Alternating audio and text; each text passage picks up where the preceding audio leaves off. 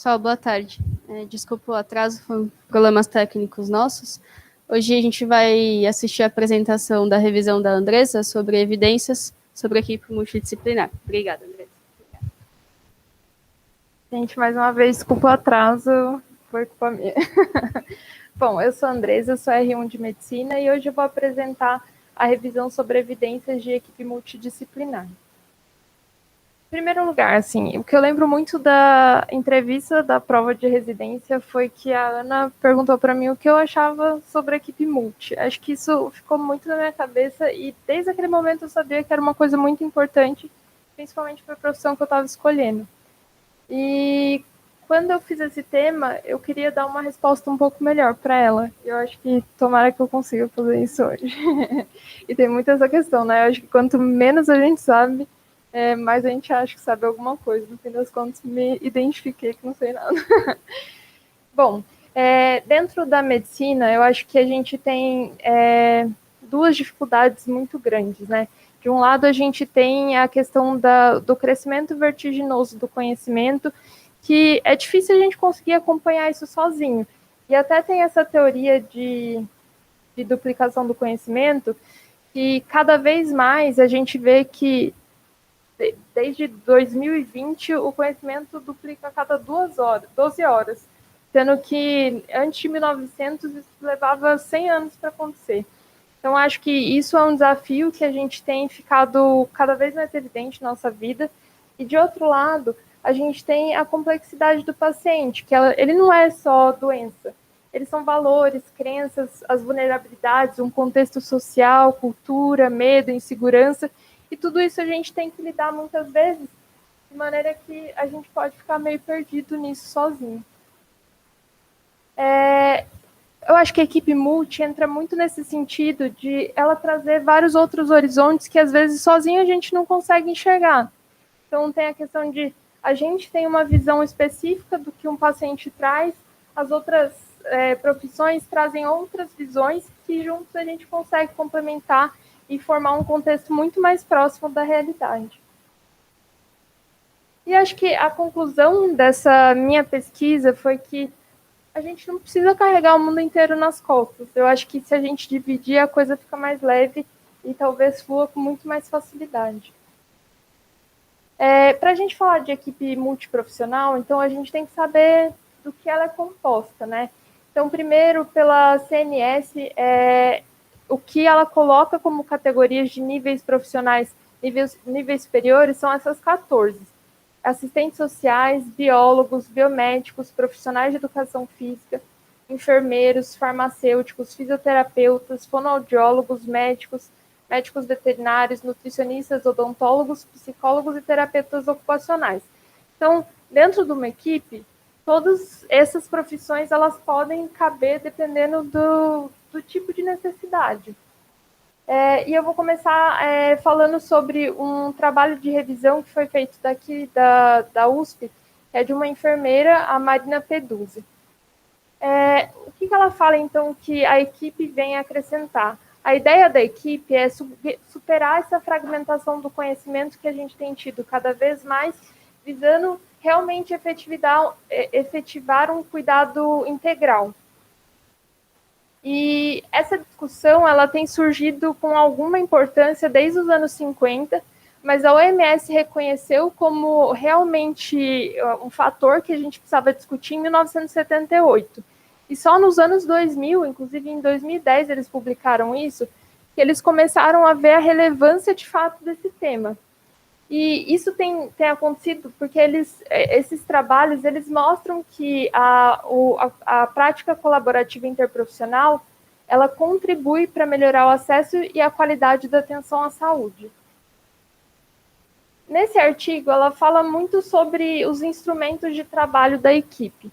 Então, a questão do agir instrumental e o agir comunicativo. Como o agir instrumental faz muito parte da autonomia profissional, que a gente se comunica entre intra-especialidade, e como o agir comunicativo depende de diálogo para acontecer. E quando a gente coloca diálogo, não é só entre a equipe, entre o familiar e o paciente junto. E dentro de uma equipe, assim, as articulações, elas não são preto no branco. Então, a gente tem uma escala muito grande e é óbvio, assim, depende de cada necessidade individuada. Não tem como a gente dizer que existe uma equipe perfeita e que a gente pode montar para todas as situações iguais. Então, ela diz muito sobre a questão das articulações de ações, comunicação entre os profissionais, construção de um projeto comum, reconhecimento das especificidades de cada trabalho, autonomia dos profissionais, que eles, ao mesmo tempo, eles são independentes, eles relacionam de alguma maneira que um acaba tendo uma dependência do outro. Flexibilidade da divisão de trabalho e interdependência de ação e profissão. Bom, é isso que eu falei. Eu acho que não tem um passe de mágica. Se fosse fácil, a gente já teria as composições pré-estruturadas, mas depende da realidade de cada contexto de saúde. E ela fala que, para construir uma equipe, a gente precisa ter alguns parâmetros que estabelecem espaços e segurança para todo mundo, né? Então, ela comenta sobre a questão de participação segura de todos da equipe. Então, todos eles têm que ter essa segurança na hora de opinar e não ter medo de ser cerceado de alguma maneira. Que o líder tem que apoiar novas ideias. E isso normalmente é o que gera, assim, alternativas de cuidado.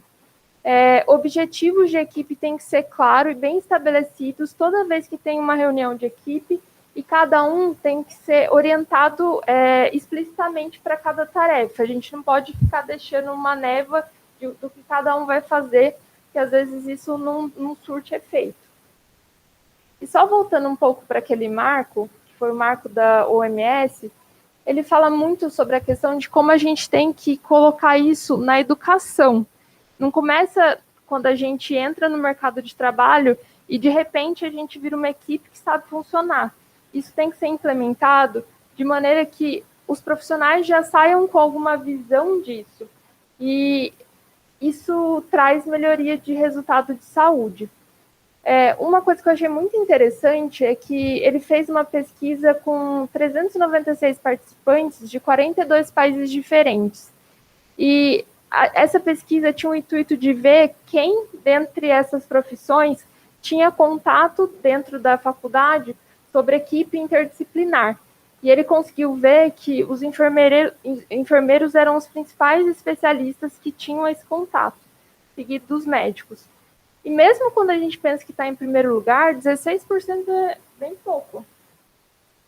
E outra coisa que ele chama atenção é que autodidata faz 1,4% de todo mundo que consegue ter uma educação interprofissional.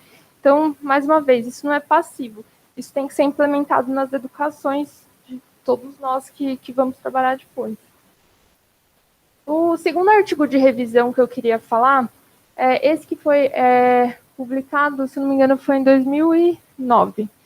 É uma revisão com 26 estudos, uma revisão sistemática de estudos de 1990 a 2008. Todos esses estudos de revisão, eles sempre trazem como dificuldade a falta de homogeneidade dos estudos. Então, às vezes, fica difícil comparar. E esse traz essa questão do paradoxo do trabalho em equipe, né? Que, ao mesmo tempo, esse trabalho em equipe, ele traz satisfação individual, porque você tem uma interação social, tem a questão do status, reconhecimento profissional e respeito, ao mesmo tempo que, de alguma forma, você tem que sacrificar a sua autonomia pelo interesse coletivo.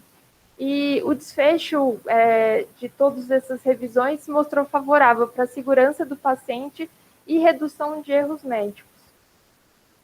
Essa outra revisão, que na verdade é uma meta-análise com 61 estudos, eles trazem assim, informações que eu até fiquei chocada quando vi. Quando mais ou menos mais de 60% do staff do hospital trabalha em equipe e essa equipe tem um bom funcionamento, a queda de mortalidade hospitalar gera em torno de 5%, que é bem significativo. E ele fez uma pesquisa entre 150 mil profissionais do NHS e 51% desses profissionais, eles consideravam que trabalhavam numa equipe que não funcionava bem. E isso refletia em piora da produtividade e desfecho para os pacientes. Mais uma vez, ele conclui que a boa interação entre a equipe diminui custo-efetividade, tem desfecho positivo para o paciente, e quanto melhor essa coesão, melhor a efetividade.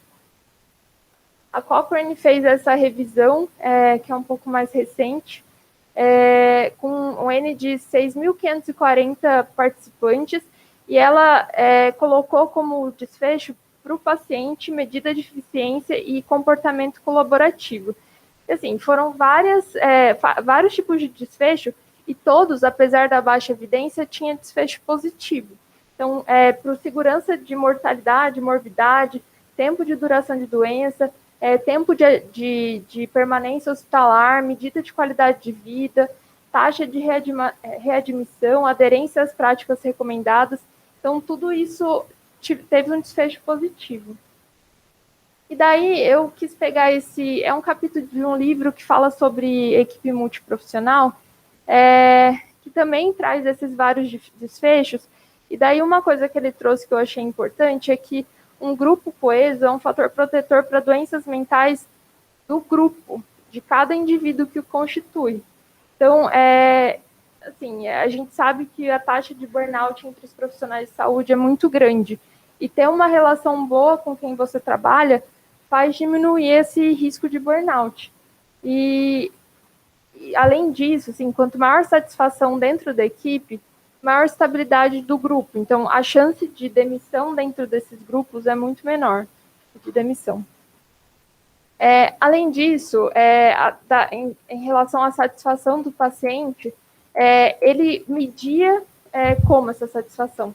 Então, era como os pacientes eram informados a respeito do tratamento, se eles se sentiam envolvidos nas decisões de cuidado e se tinha respeito e dignidade e autonomia.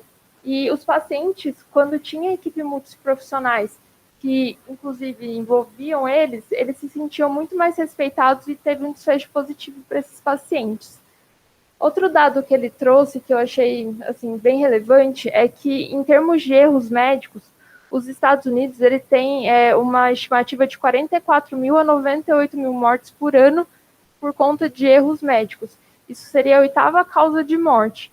E 43% a 70% dessas mortes seria por má prática médica. E ele traz a importância de uma equipe que funciona bem conseguir dar feedback para todos os outros da equipe que fazem práticas que não estão mais dentro do contexto de boa prática médica. E, mais uma vez, ele colocou que a qualidade da equipe é um dos melhores preditores de mortalidade hospitalar do paciente. Bom, em relação ao líder de saúde, né? Então, uma equipe, ela tem que funcionar com um líder. E quando o líder cria uma cultura de engajamento, assim, mostrando que todos da equipe têm um bom suporte e tratamento digno, a chance desses funcionários se tornarem mais dedicados e refletir isso para o paciente é muito maior. Então, todo mundo está ganhando. Bom, ele dá algumas dicas de como a gente tem que fazer isso, né? Principalmente no papel de liderança. A gente tem que, mais uma vez, explicitar quais são os objetivos todos os dias para a equipe. Estabelecer um comportamento de liderança, deixar os papéis de cada um muito claros. Não dá para a gente supor que o outro saiba o que está fazendo dentro de uma equipe. Tudo tem que ser muito bem estabelecido. A gente tem que criar tempos para refletir sobre todas as ações que, principalmente, não tiveram o desfecho que a gente esperava. Tem que ter um tempo de reflexividade. Um treinamento em relação à gestão de grupo, que eu acho que é uma coisa que a gente não vê com muita frequência, principalmente para o papel de liderança, e assegurar a estabilidade da equipe como um todo, além de encorajar que cada um desempenhe um papel mais efetivo dentro da equipe. Por último, eu queria só trazer essa carta do editor, que é de um intensivista do King's College, e ele traz esse questionamento para a gente, né? Se a equipe interprofissional dentro do UTI é uma panaceia ou uma ilusão. A panaceia é o remédio para todos, a cura para todos os males. E o que ele traz é que uma equipe que funciona bem tem chance de diminuir a mortalidade do paciente. Em comparação, uma equipe que não funciona bem pode piorar a taxa de mortalidade do paciente em até 58% do previsto. E o questionamento uma relação ruim entre equipe pode custar vida e pode comprometer a qualidade de trabalho. Então, é uma coisa que a gente tem que levar muito a sério. E ele traz os desafios, principalmente dentro do UTI, né? Trabalhar em equipe não é um processo passivo. A gente tem que saber que todo mundo tem que ter noção do que está fazendo lá dentro e todo dia isso tem que ser implementado. Como, às vezes, as nossas linguagens, os jargões que a gente usa, eles funcionam como uma parede mesmo, uma dificuldade nessa comunicação entre equipe. Ele põe essa questão de que reuniões de equipe levam tempo e dentro do UTI as metas de cuidado, às vezes, elas podem ser muito efêmeras, porque os casos são mais graves e mais complexos. Isso demandaria mais tempo e mais reuniões para conseguir deixar todo mundo a par. Outro questionamento é que nas UTIs, principalmente, nem sempre as equipes são horizontais. Dificultaria um pouco essa questão de formar uma equipe bem funcionante. E a última questão que ele traz é o treinamento de liderança e de gestão, que normalmente a gente não vê. A gente acha que existem líderes natos e, na verdade, não é assim. Eu queria terminar com essa frase que eu achei que cabe muito para essa discussão de hoje. Talvez o certo para você é o errado para mim. Claro, cada um é cada um, ninguém é igual a ninguém. Não vai ser por isso que vamos nos desentender. Duas pessoas discutirem e não chegarem a uma conclusão igual é a melhor prova de que cada ser humano tem seu valor e identidade própria. Raul Seixas.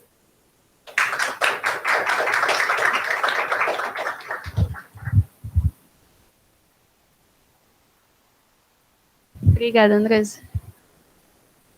Abri aí para vocês comentários, impressões, perguntas para a Andresa.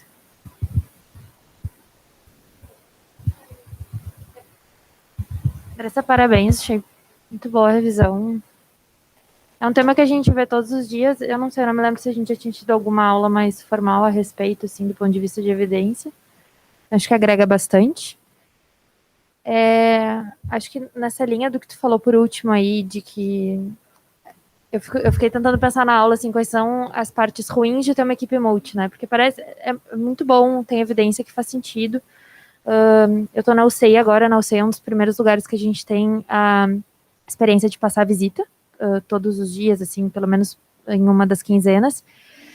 E é muito difícil passar visita, muito, muito, muito mesmo. A gente vê os chefes fazendo isso meio como se fosse fácil, né?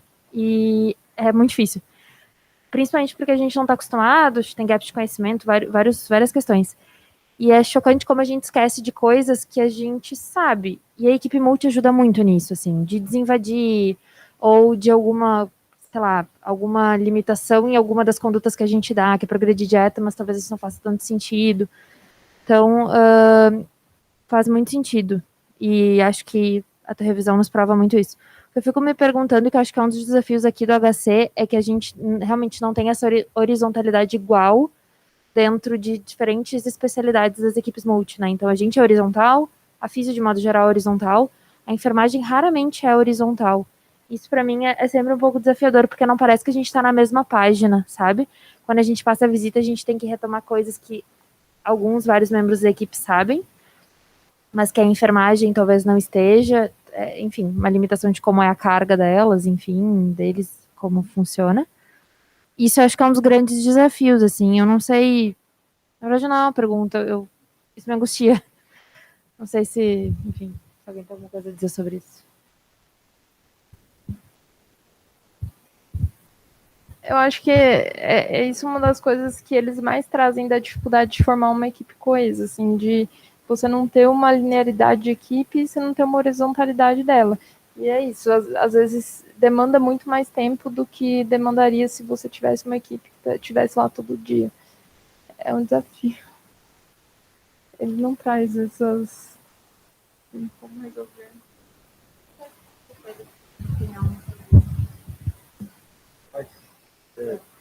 Coloca o que você vai falar, depois a gente vai, todo mundo vai falando, não que eu. Porque também tem uma outra dúvida nesse mesmo ponto, tá? Eu não sei se era nisso que você ia falar também. Não.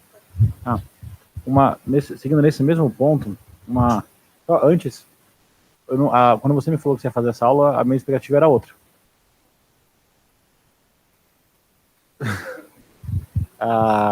Eu achava que você ia numa expectativa aí diferente, de um contexto mais técnico, mais focado em desfecho, em número de profissionais. Eu achava que era para esse lado que você ia, e você foi...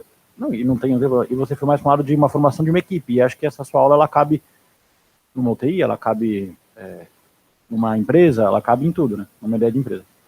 E aí, especificamente na UTI, eu queria saber, você ainda tem pouco tempo de UTI, mas eu vejo muito também a questão que a Ana colocou, a questão do diarismo. Eu acho uma coisa que faz muita diferença para a comunicação, porque você não precisa, quem sabe como é que foi ontem, traçou um plano ontem e segue hoje. E aí, de todas as equipes, o físico, o enfermeiro, o médico, todo mundo traça junto. E tem também outra questão que eu queria colocar, a questão de uma dificuldade de juntar equipes de períodos diferentes. Eu não sei se, pelo menos eu tenho uma sensação que eu vejo muito isso, eu não sei se você passou por isso, né, que você também já deu plantão noturno, a questão do dia, a questão de noite, em como integrar a equipe. E aí você falou alguns recursos. O que você viu, assim, de estratégias para você pensar em juntar as pessoas, em trabalhar como equipe? Eu vi que você colocou de tomar cuidado com o jargão, mas você viu alguma coisa, olha, vamos botar todo mundo na mesma página? Assim? Eu sei que a sua apresentação ela foi nesse sentido, mas assim, se você tivesse que implementar isso agora, olha, vou sair daqui e vou montar uma equipe, assim, o que você faria assim, de estratégia, pelo que você leu?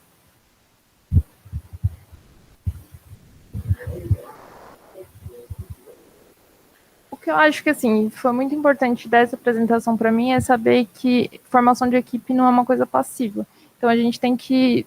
É meio que uma luta diária de conquistas, de confiança e mostrar que é um lugar que todo mundo tem espaço. Essa criação de espaço e meio que derrubar as barreiras, assim, de linguagem ou de postura, talvez, que não faça as pessoas se sentirem confortáveis para participar. E acho que eu tenho muito isso na cabeça agora, que a equipe, não existe um passe de mágica para a gente conseguir implementar como que funciona uma UTI, sei lá, em Amsterdã, de uma UTI em São Paulo, no interior. Assim, não existem equipes perfeitas em lugar nenhum, né? Acho que é sempre uma busca ativa de fazer a comunicação chegar a todo mundo, mas fato, assim, isso é uma coisa que eu fiquei angustiada, de não ter uma resposta clara de como que faz funcionar. E eu acho que talvez a gente sabendo lidar um pouco mais com a questão de gestão, que eu acho que a gente tem muito pouco contato na nossa vida profissional, isso traga algumas regras do que é de fora para dentro da área de saúde, né? Então... Andressa, obrigada pela aula. Acho que ela conversa muito com as coisas que eu li recentemente. Eu fiquei super animada com várias coisas. Uma delas que você... Uma delas que você falou é sobre educação, né? Quando eu rodei como R1 no UTI, não tinha visita multi. Então, todo mundo está aprendendo a fazer na assistência. Ninguém aprendeu na faculdade de medicina, ninguém aprendeu na faculdade de enfermagem, ninguém aprendeu na faculdade de fisioterapia, assim, né? Eu acho que isso começa aí um dos nossos grandes problemas, assim, a gente está meio que aprendendo fazendo, essa geração do aprender fazendo, assim, né?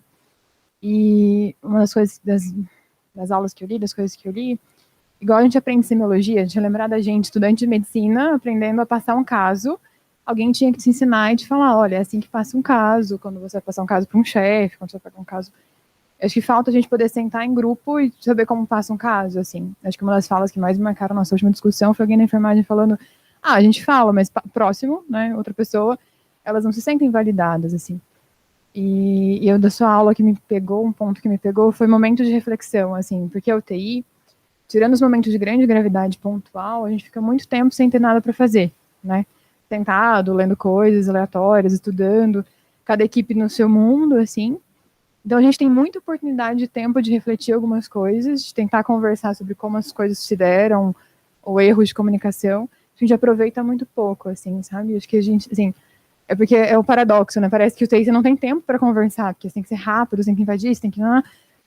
E uma das coisas que mais me marcaram, assim, é quando a gente faz uma coisa muito aguda, que mexe muito com todo mundo, tipo uma parada.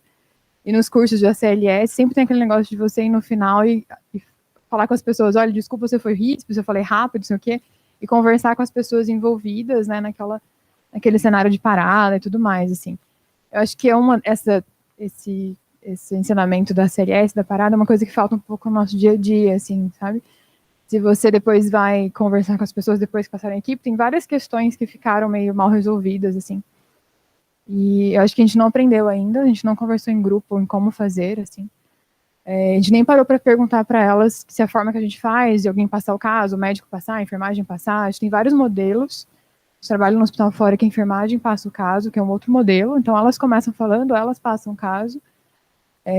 Acho que não funcionaria no nosso sistema aqui, HC, complexo, admissão à noite, correria, né? Mas acho que sua aula que me mais traz é isso, assim, a gente ainda conversa muito só entre médicos, e a gente aprendeu isso na medicina, como fazer, né? Como que eu vou fazer para o meu chefe, meu professor, para o meu entender o que eu estou falando, entender o meu raciocínio clínico. O nosso raciocínio é um raciocínio muito diferente da equipe multi, pensa em várias outras coisas, nosso raciocínio é um raciocínio fisiopatológico, um raciocínio de tratamento.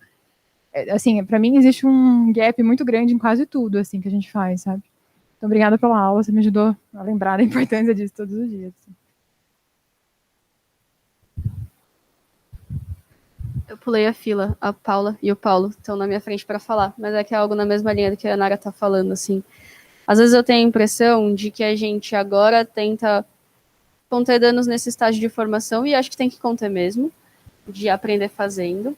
Mas talvez uma reflexão anterior a essa seja na educação em saúde, na nossa faculdade, na nossa primeira residência, para quem já fez uma primeira residência, quantas vezes você teve atividades multidisciplinares? Então, quantas aulas com enfermeiro, fisioterapeuta, dentista, enfim, você teve na faculdade, quantas simulações, quantas oficinas. Então, claro que é um desafio, porque você precisa formar em educação médica na sua área específica, você também precisa formar no que é conhecimento comum a todas as áreas. Então, até acho que é um exercício para agora que a gente está reformulando o currículo, a gente veio falando disso no final de semana, de como construir uma residência multidisciplinar desde o R1. E não no R4, quando você está se vendo passando visita, você lembrar que é uma visita multidisciplinar. Acho que é algo para reflexões muitas. Não, o que eu acho no sentido que todo mundo estava falando, que eu acho que falta muito feedback da nossa parte para eles em relação à importância deles, né, no cuidado. Então, assim, várias vezes que eu acabo, sei lá, no meio de um plantão, conversando com o enfermeiro, com o técnico, e às vezes eu comento, né, que a gente aprendeu na residência de intensivo o quanto, assim, a gente vê lá fora, né, o quanto o enfermeiro talvez faz mais diferença que nós mesmos. Né, e muitos deles, quando eu conto esses dados, assim, tipo, eles ficam chocados, assim, eles não sabem, de fato, muitos deles, a importância, são poucos ali, mesmo a equipe nossa ali das 2 UTIs clínicas, que acho que estão acostumadas, né, com a gente tentar incluir e dar esse feedback em alguns momentos. Fora eles, assim, acho que pouquíssimos têm noção da importância. Técnicos, muito menos, né? Eu acho. E eu acho que isso faz a diferença, porque quando você põe não a responsabilidade, mas você joga para ele, tipo, me ajuda a cuidar desse paciente, né? Assim, você vai fazer toda a diferença. Eu acho que isso põe uma responsabilidade grande neles. Eu acho que dá uma satisfação pessoal, satisfação profissional, e eu acho que melhoraria o cuidado de um modo geral. Eu acho que falta isso da nossa parte médica, sempre que possível, trazer isso, né, para eles, tanto para os técnicos, porque assim, igual a gente fala tanto sobre que intensivo é cuidar, né, a gente não, talvez muitas vezes não vai salvar a vida, não vai mudar muito, assim, da água para o vinho as coisas, mas, e de fato, assim, no dia a dia, quem mais, pela definição da palavra cuidado, são eles, né, eles que dão banho, eles que trocam, eles que fazem a medicação, eles que mobilizam. Então, acho que está passando da hora, acho que faz muito da educação médica mesmo, né? Isso precisa ser mudado lá atrás, mas já que a gente já está por aqui, nos nossos plantões, nesses momentos ociosos, a gente tentar trazer isso, acho que é importante. E sobre o que o Pedro perguntou, assim, de o que a gente poderia fazer, por exemplo, plantão noturno, né, que sempre é uma angústia. Uma coisa que o Bruno me ensinou, a Marina, uma vez, eu lembro de algumas vezes pontual que eu dei plantão com eles à noite, que eu tenho tentado lembrar de fazer isso, às vezes eu esqueço ainda, não tornou um hábito para mim, mas eu quero que se torne, é plantão noturno você passar com eles, né? Não fazer uma visita, porque eles estão em menor quantidade, à noite é sempre mais difícil, mas pelo menos chegar para os enfermeiros da noite e pontuar, assim, ó, vamos pensar junto, né? Qual que você acha que é o paciente mais grave, né? Qual que é o paciente que a gente não pode quitar em cuidados proporcionais, que a gente tem que ficar de olho nisso, nisso, naquilo, qual que tem que prestar mais atenção na mobilização, e tentar sintetizar, assim, eu tenho visto que é bem bacana, e eles gostam muito, assim. Tanto que, não sei se lembram um plantão. Isso tem literatura para isso, trabalho em equipe chamado Safety Huddle, que a gente usou isso muito junto com o Thiago, o Thiago que trouxe isso para mim, para o Bruno, e a ideia disso, o Safety Huddle, eu sou péssimo em esporte, e é daquela história do futebol americano, onde todo mundo se junta, faz você corre para lá, eu vou jogar bola, você pega, se é isso que faz o futebol americano, né? E aí se traça um plano. E a ideia do plantão é isso, aos 5 minutos, no começo de qualquer plantão, você se junta e traça uma estratégia em conjunto. Porque nisso você já ouve pontos que podem dar pau naquelas próximas 6 a 12 horas. Quem que é o doente mais grave? E aí nisso, você não gasta uma energia ainda no paciente que talvez, desculpa a maneira ruim de falar, o mais chato, sabe? Você vai no mais chato e não vê o mais grave. Então, esse aqui era o mais grave, esse aqui demanda um pouco mais, então talvez assim que você acabar aqui, vai lá dar uma atenção para esse, vai ter um exame fora da unidade, fica de olho nesse exame fora da unidade, então de botar todo mundo nesse mesmo pé, porque todo mundo gasta energia de maneira adequada e todo mundo sabe por onde começar. Isso faz muito sentido, o Safety Hub, ele ajuda muito, assim, sabe? Isso realmente é muito legal. Inclusive, quando eu comecei a fazer isso, que quando você chegou num plantão, eu gostei que aí o próprio técnico tinha escrito para mim no final. Ele me entregou, doutora, você pediu aqui para eu ficar de olho. Ele escreveu dos 2 leitos que ele tava, não sei se você lembra, eu ainda te mostrei, você falou que bacana. Não sei se foi o técnico ou a enfermagem. Então, né? Perfeito. Mas enfim, então eu acho isso. Eu tenho tentado lembrar, eu esqueço de fazer isso, mas eu vejo como ajuda. Até porque muitas vezes, muitas não, sempre, a passagem da enfermagem para enfermagem em um momento, separado da nossa. E muitas vezes eles passam coisas que a gente não pegou. Seja por desatenção, seja porque a equipe médica não tomou conhecimento mesmo, por N motivos. Então isso só agrega, né? Em todas as formas. Não, assim, não vou tentar não chover no molhado, porque eu pensei em algumas das coisas que vocês pensaram, e trago algumas dúvidas, e trago algumas das reflexões também, até na fala da Ionara e da Paula, assim, que a gente aprende muito a conversar com pacientes, talvez a gente aprende pouco a conversar em equipe, né? A reflexão disso aí, mas talvez por um lado um pouco mais prático da coisa, assim. Às vezes eu tenho a impressão que a gente centraliza muitas coisas no médico, e a tradição da medicina sempre foi essa, mas eu tenho dúvida se é o melhor. E às vezes eu noto assim que geralmente quando a gente fala, as outras pessoas calam um pouco, assim, principalmente na visita multi. Para mim é a síntese talvez do momento da equipe multi, né, aquela visita multi. E eu queria ver se você viu alguma coisa assim de lugares que usam estratégias diferentes, tem alguma coisa que compara, assim. Talvez se a equipe multi nesse momento não deveria ser liderada pela enfermagem ou pela fisio, ou por alguém, se isso faria algum impacto, se isso tem algum sentido.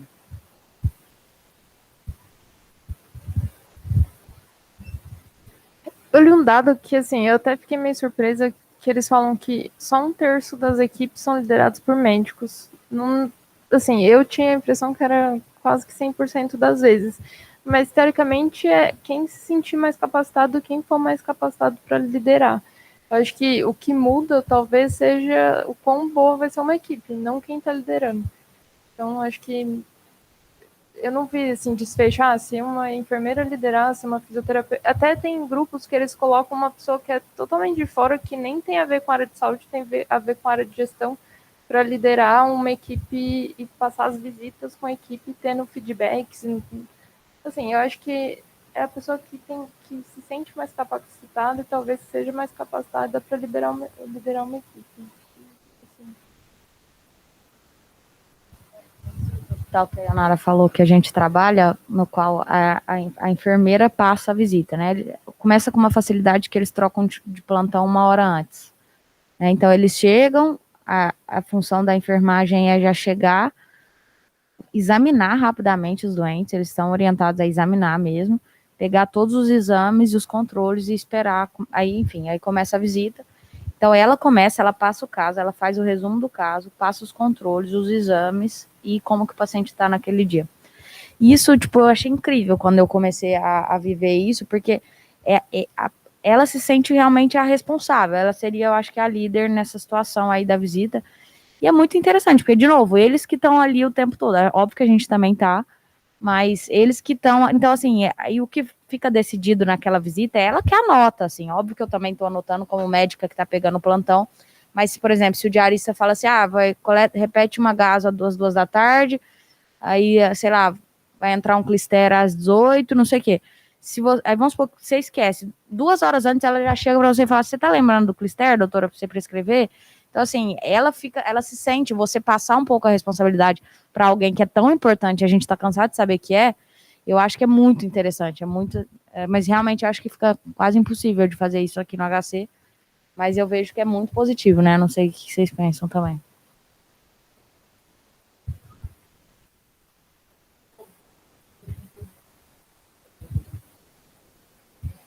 Então, em relação a isso que a Paulinha falou, assim, da equipe anotar e tudo, se faz sentido a gente ter um documento no final da reunião multi, documentando isso daí, é só um papel a mais para a gente preencher. E se você vê alguma coisa assim, de diferença, por exemplo, se eu tenho uma reunião multi todos os dias, ou porque a gente já passou em UTIs que tem todos os dias, tem outros que é uma vez na semana, tem aquele dia. Se tem alguma coisa que se mostrou mais eficaz ou não, assim.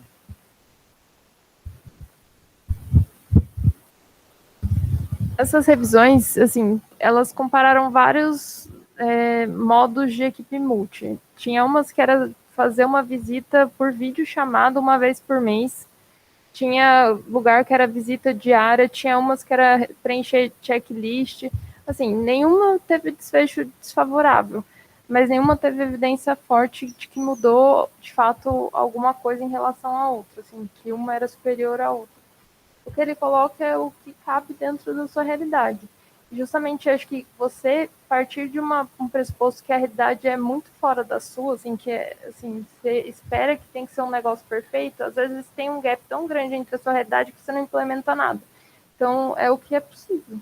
Assim, a gente tem que lidar com a realidade.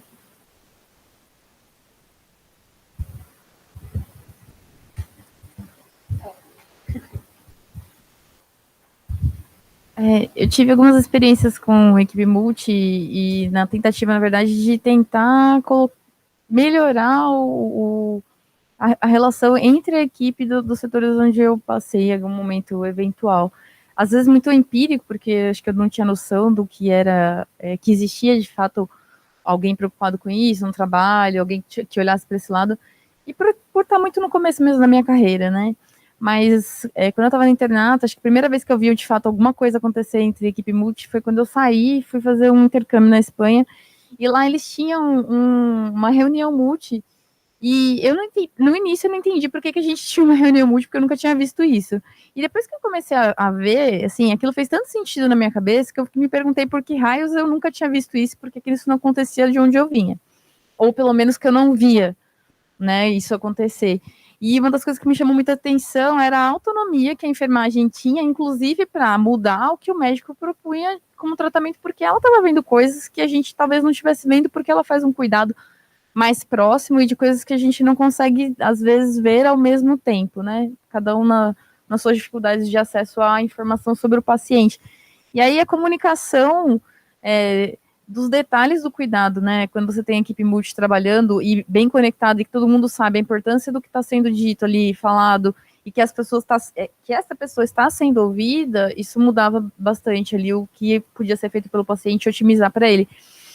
Quando eu vim para o HC, não lembro, acho que alguns de vocês talvez lembrem daquela aula do AB, né, caótica, uma grande enfermaria clínico/cirúrgico.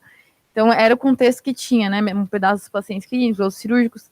E, assim, eu senti a necessidade da gente talvez tentar fazer uma equipe multi, ou que pelo menos a enfermagem acompanhasse, pelo menos a passagem dos pacientes, vamos passar primeiro da enfermagem tal, depois da enfermagem tal.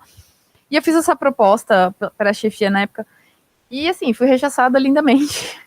E fiquei muito chateada, porque a minha ideia era tentar melhorar o que os pacientes precisavam, e eu via que todo mundo estava desalinhado, ou era tudo muito corrido, e as pessoas ficavam meio perdidas no que a gente estava fazendo, porque é sempre muito corrido, lá era sempre muito cheio, continua muito cheio.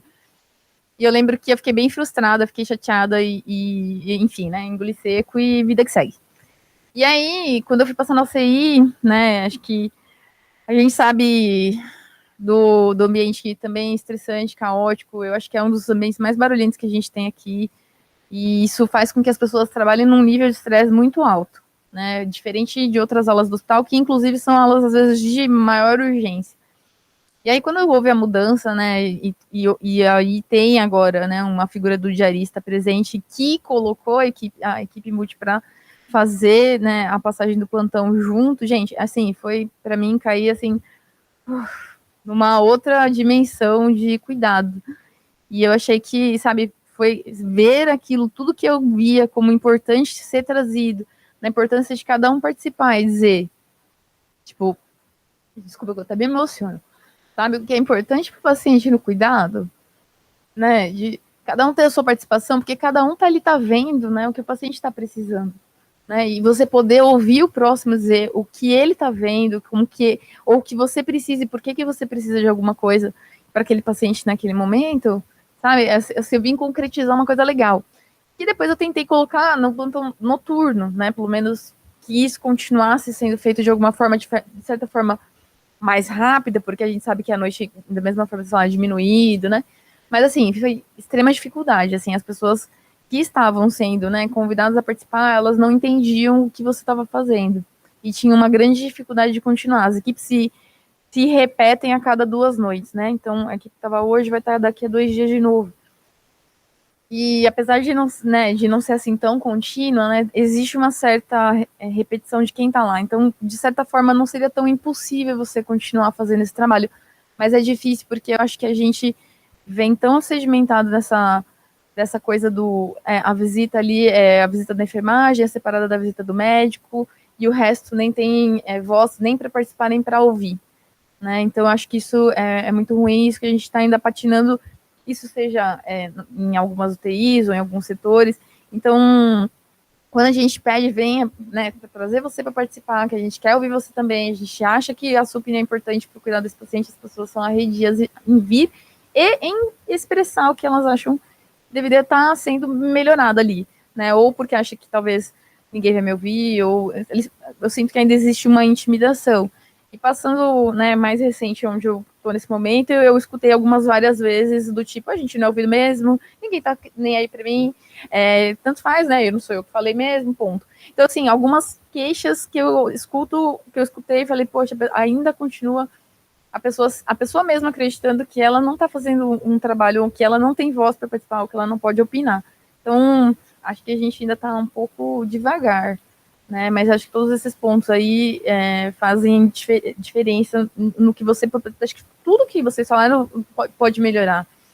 Acho que lá bem no meu comecinho, assim, eu comecei a perceber que tudo que eu comunicava para os técnicos, para a enfermagem, do porquê eu estou pedindo isso nesse momento e porquê isso é importante para esse paciente, fazia diferença em quanto tempo ele ia receber aquela medida, principalmente se fosse algo mais urgente.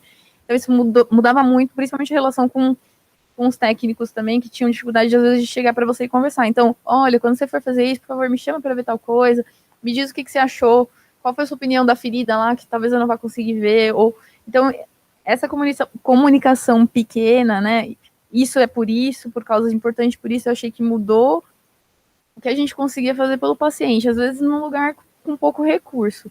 E aí tem que partir da gente também essa comunicação, porque é muito difícil você... A gente, né, é fácil a gente esquecer de fazer essa comunicação, mas tem que partir da gente inserir também, né, porque as pessoas às vezes querem, mas ficam acuadas nesse contexto que não tem um motivo de ser, né. Acho que hoje em dia ninguém mais é rude com ninguém, assim, do ponto de não vou te ouvir ou não, mas não sei de onde veio isso e de quanto tempo, mas se mantém.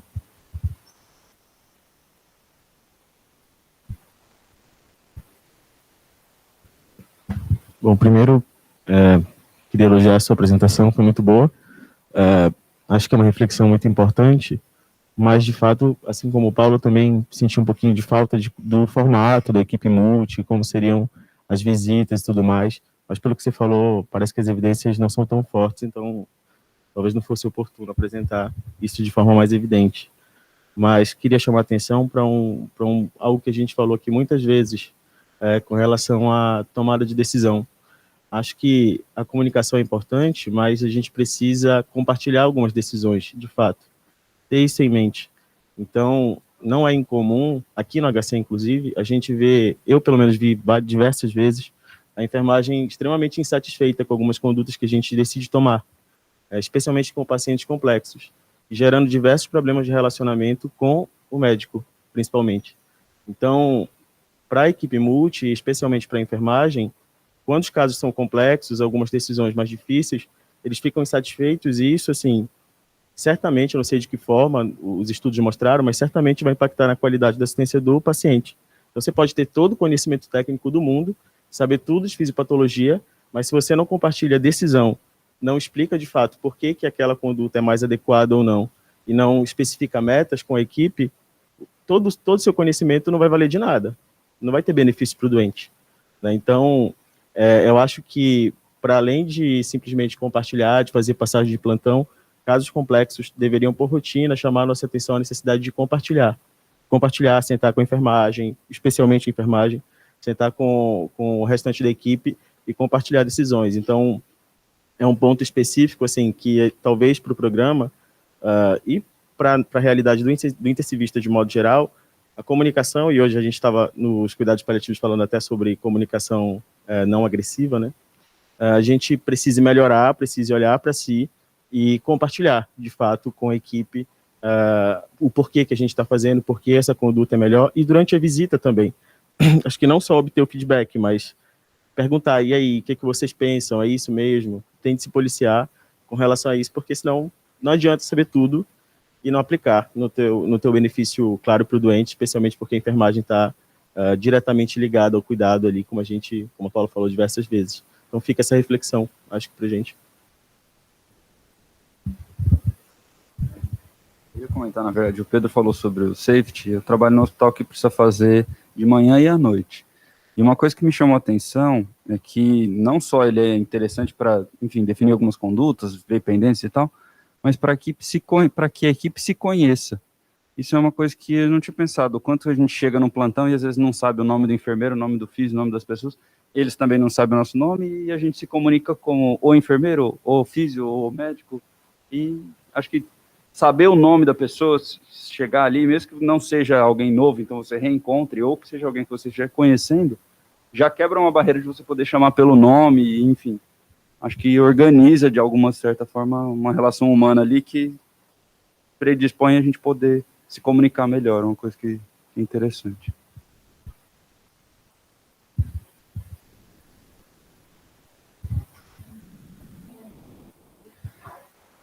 Eu ia complementar o que o Renato começou a falar, assim, eu acho que muito disso do problema da equipe multi esbarra na comunicação, assim, porque, igual a Stephanie falou, eu acho que hoje não existem mais pessoas rudes, assim, existe, infelizmente existe, ainda existe médico muito sem noção e que não sabe da importância das coisas, assim, e eu acho que o medo vem de algum lugar, sabe, essa impressão de que não só impressão, talvez isso realmente aconteça em alguns lugares, de que a enfermagem não é ouvida, e tudo isso. Isso a gente teve um exemplo muito grande agora no caso do estupro com a anestesista, que teve que expor um paciente porque elas não seriam ouvidas, assim.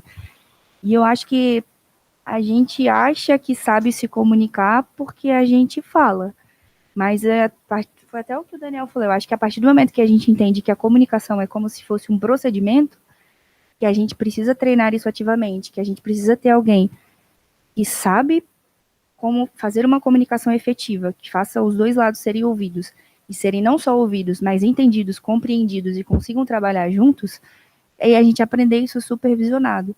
Porque eu não acho que é só porque a gente é alfabetizado, sabe falar, que a gente sabe se comunicar.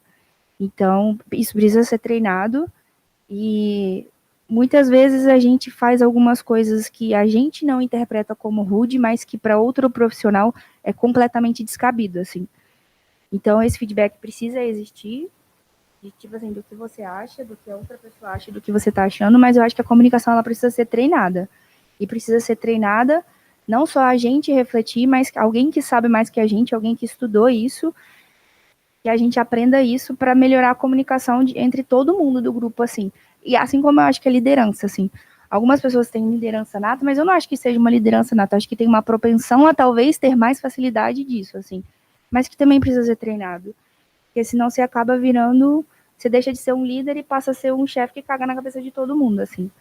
Então, eu acho que essas coisas precisam ser treinadas e desenvolvidas, principalmente no ambiente de UTI, que a gente não é ninguém sozinho, e eu acho que nós não somos os profissionais mais importantes dentro de uma UTI, e precisa ser treinado de uma forma mais efetiva para que a gente consiga desenvolver, para melhorar o próprio cuidado do paciente, assim.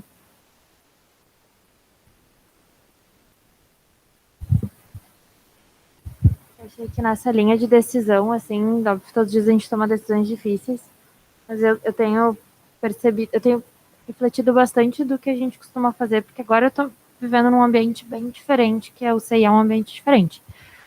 Mas com frequência a gente toma decisões de final de vida, decisões de definir objetivo de cuidado para os pacientes, e eu me recordo de pouquíssimas vezes que a gente alinhou isso entre equipe, assim, a gente decide entre nós, a gente conversa entre nós, a gente se tem toda a ansiedade envolvida em conversar com a família, e antes disso a gente às vezes pula o passo de alinhar entre a equipe o que faz sentido e o que a equipe acredita que faz sentido para esse paciente, assim. A gente faz muitas intervenções, assim, potencialmente inadequadas, né, que a gente não vai ter mudar muito o desfecho do paciente no fim das contas, e eu raras vezes, e falo por mim, assim, bem minha culpa mesmo, de raras vezes questionei equipe multi em si, o quanto se fazia sentido na minha cabeça, mas o quanto estava de acordo com o que a equipe multi estava enxergando do paciente. Então a gente esquece de pactuar entre equipe e aí a gente acaba pulando isso e fala com a família. Eu tive 1 ou 2 experiências só em 4 anos de residência de trazer alguém da equipe multi para uma reunião familiar, por exemplo. E as 2 vezes foram extremamente positivas. Então, isso é uma cultura que a gente simplesmente não tem. E, de novo, como acho que várias pessoas já falaram, a Paula falou, a enfermagem com uma frequência gigantesca conhece muito mais os nossos pacientes do que nós.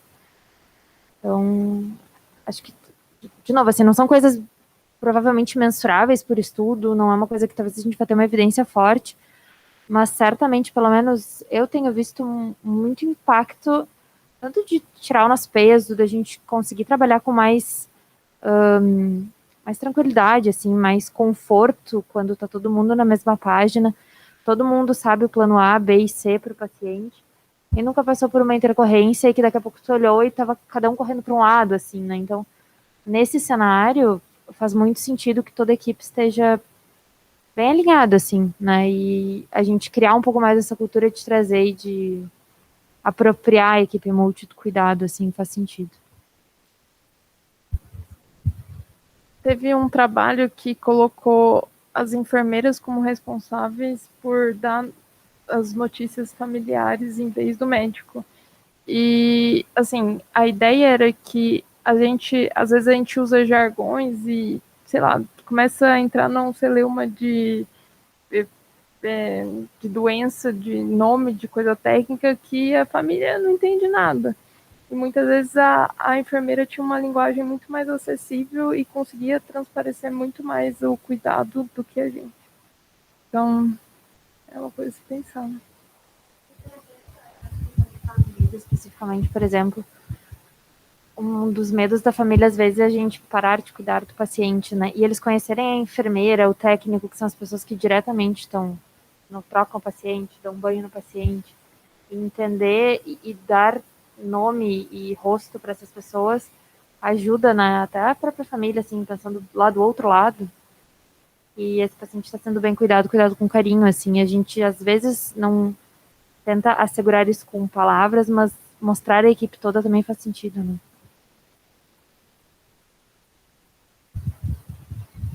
Esse ano a gente teve a oportunidade de discutir um Journal Club sobre isso, né? Vocês lembram o estudo francês do grupo do Azulay? E comparou cuidados de fim de vida feitos exclusivamente pelo médico, ou um médico mais equipe de enfermagem nas visitas, nas conversas difíceis, na conversa pós-óbito, e com desfechos positivos de satisfação da família e luto menor no grupo com o enfermeiro envolvido. A gente está se encaminhando aí para o avançar do horário.